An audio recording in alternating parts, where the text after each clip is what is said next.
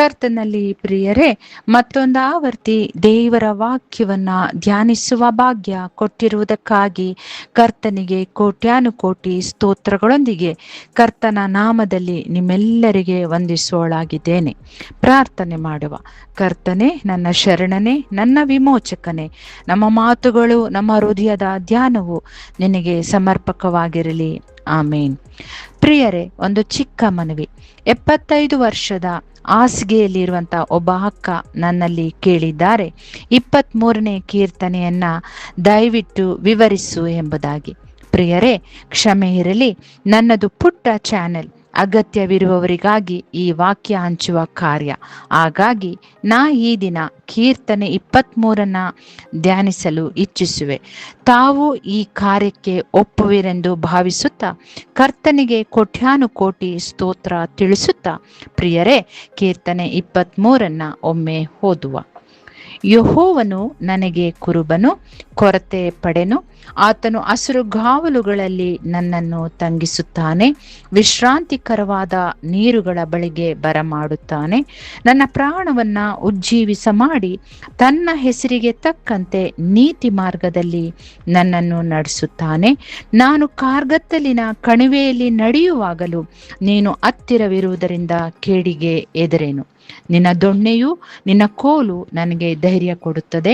ವೈರಿಗಳ ಮುಂದೆಯೇ ನೀನು ನನಗೋಸ್ಕರ ಔತಣವನ್ನ ಸಿದ್ಧಪಡಿಸುತ್ತಿ, ನನ್ನ ತಲೆಗೆ ತೈಲವನ್ನ ಹಚ್ಚಿಸುತ್ತಿ. ನನ್ನ ಪಾತ್ರೆಯು ತುಂಬಿ ಹೊರಸೂಸುತ್ತದೆ. ನಿಶ್ಚಯವಾಗಿ ನನ್ನ ಜೀವಮಾನದಲ್ಲೆಲ್ಲ ಶುಭವು ಕೃಪೆಯು ನನ್ನನ್ನು ಹಿಂಬಾಲಿಸುವವು. ನಾನು ಸದಾ ಕಾಲವು ಯೆಹೋವನ ಮಂದಿರದಲ್ಲಿ ವಾಸಿಸುವೆನು ಎಂಬುದೇ. ಪ್ರಿಯರೇ, ಯೆಹೋವನು ನನಗೆ ಕುರುಬನು, ಕೊರತೆ ಪಡೆನು.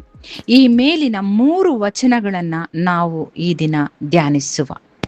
ಕರ್ತನಲ್ಲಿ ಪ್ರಿಯರೇ, ಕೀರ್ತನೆ 34:10 ಒಮ್ಮೆ ನೋಡಿ.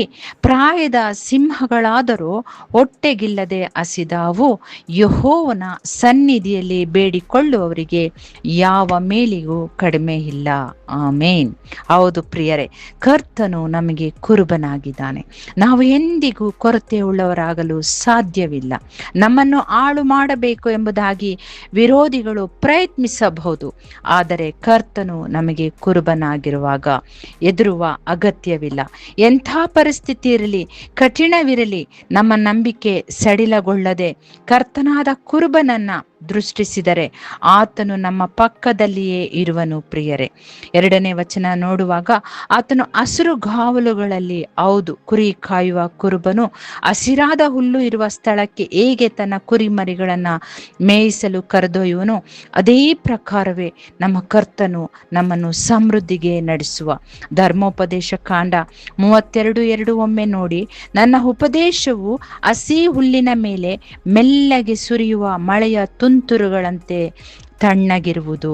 ನನ್ನ ಬೋಧನೆಯು ಮಂಜಿನಂತೆ, ಕಾಯಿ ಪಲ್ಯಗಳ ಮೇಲೆ ಬೀಳುವ ಹದ ಮಳೆಯಂತೆಯೂ ಹಿತವಾಗಿರುವುದು. ಹೌದು ಪ್ರಿಯರೇ, ಕುರಿಗಳು ಹಸಿರು ಹುಲ್ಲು ತಿಂದು ನೆಗೆದಾಡುವ ಹಾಗೆ ಕರ್ತನ ಉಪದೇಶ, ಆತನ ವಾಕ್ಯಗಳು, ಆತನ ಉಪದೇಶವು ನಮ್ಮ ಹೃದಯಕ್ಕೆ ತಣ್ಣಗೂ ಹಿತವಾಗಿಯೂ ಇರುವಂಥದ್ದಾಗಿದೆ.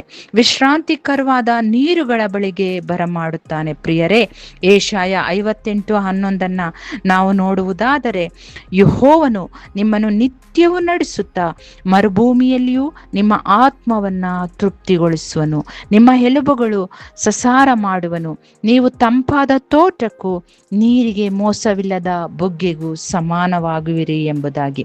ಹಾಗೆ ಮತ್ತಾಯ 6:25-26 ನಾವು ನೆನಪಿಸಿಕೊಳ್ಳುವುದಾದ್ರೆ, ಬಹಳ ಗುಬ್ಬಿಗಳಿಗಿಂತ ನಾವು ಹೆಚ್ಚಿನವರಲ್ಲವೇ? ಕರ್ತನ ಮೇಲೆ ನಂಬಿಕೆ ಇಟ್ಟು ನಮ್ಮ ಬಹಳ ಪ್ರಯಾಣ ನಡೆಸುವುದಾದ್ರೆ ಯಾವುದಕ್ಕೂ ಕೊರತೆ ಆಗದ ಹಾಗೆ ನಡೆಸುವಾತನಾಗಿದ್ದಾನೆ. ಪ್ರಿಯರೇ, ಹೌದು, ಕರ್ತನು ನಮ್ಮನ್ನು ನಡೆಸುವ ವಿಧ ಅದ್ಭುತಗಳ ಹುಲ್ಲುಗಾವಲಿನ ಮಾರ್ಗವಾಗಿರುತ್ತದೆ. ಆತನ ಹೆಸರಿಗೆ ತಕ್ಕಂತೆ ನಮ್ಮನ್ನು ನಡೆಸುವನು. ದೇವರ ಬಾಯಿಂದ ಹೊರಡುವ ಪ್ರತಿಯೊಂದು ಮಾತಿನಿಂದಲೂ ಮನುಷ್ಯನು ಬದುಕುವನು. ಪ್ರಿಯರೇ, ದೇವರ ವಾಕ್ಯವೇ ಆತ್ಮಕ್ಕೆ ಆಹಾರವಾಗಿದೆ. ಆ ಮೂಲಕವಾಗಿ ಪ್ರತಿದಿನ ಆತನ ವಾಕ್ಯಗಳಿಗೆ ಗಮನ ಕೊಡುವ ದಿನದ ಪ್ರಾರಂಭವು ಆತನ ಉಪದೇಶದ ವಾಕ್ಯವೇ ಮನ್ನವಾಗಿ ನಮ್ಮನ್ನ ನಡೆಸುವಂಥದ್ದಾಗಿದೆ ಪ್ರಿಯರೇ. Amen, amen. God bless you all. Take care. Stay blessed.